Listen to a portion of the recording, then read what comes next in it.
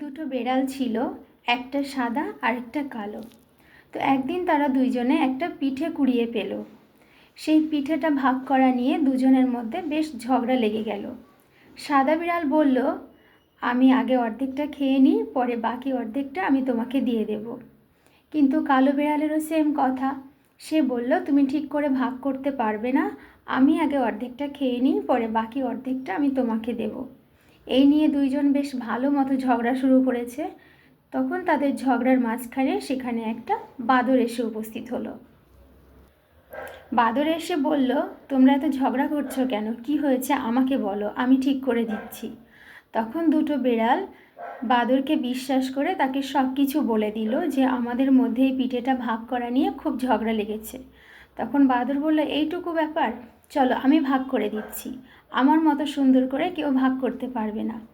এই বলে বাদর সেখান থেকে চলে গেল এবং কিছুক্ষণ পরে একটা দাঁড়িপাল্লা নিয়ে চলে আসলো, কিন্তু কোনো বাটখারা ছিল না। তখন বাদর কি করলো, পিঠেটাকে দুই টুকরো করলো, একটা ছোট আর একটা বড় করে, এবং দুই পাশে চাপিয়ে দিল। যে পাশটা ভারী হয়ে গেল, বাদর সেখান থেকে এক কামড় খেয়ে নিল। খেয়ে নিয়ে যখন আবার ওটাকে চাপিয়ে দিল, তখন এই ভারী পাশটা হালকা হয়ে গেল। এইভাবে বাদর এক এক কামড় করে খায়। খেতে খেতে একটা সময় গিয়ে দাঁড়ালো যে পিঠে আর সামান্য পরিমাণ পড়ে আছে, মানে একদম নেই বললেও চলে। তখন দুটো বেড়াল বলল, তো মহা মুশকিল। দুজন দুজনের দিকে তাকাতাকি করলো, যে আগে হলে তো তাও একটু ছিল, আর এখন তো বাদর খেতে খেতে প্রায় সব খেয়েই ফেলেছে। তখন যখন লাস্টের একটুখানি মাত্র পড়ে আছে, তখন বাদর বলল যে আর ভাগ করে কি করব, এটুকু আর তোমরা কি করতে দুইজনে খাবে?